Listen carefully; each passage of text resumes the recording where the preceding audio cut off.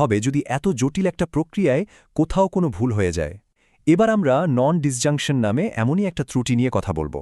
নন disjunction হল এমন একটা অবস্থা যেখানে মায়োসিস বিভাজনের সময় ক্রোমোজোমগুলো ঠিকঠাক মতো আলাদা হতে পারে না।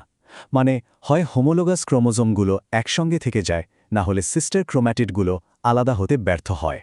এর ফল কি দাঁড়ায়? এর ফলে এমন জননকোষ বা গ্যামেট তৈরি হয় যেখানে ক্রোমোজোমের সংখ্যা স্বাভাবিকের চেয়ে কম বা বেশি থাকে। আর এই ধরনের কোনো গ্যামেট যদি নিষেকে অংশ নেয় তাহলে তা থেকে জিনগত অস্বাভাবিকতা বা বিভিন্ন রোগের সৃষ্টি হতে পারে।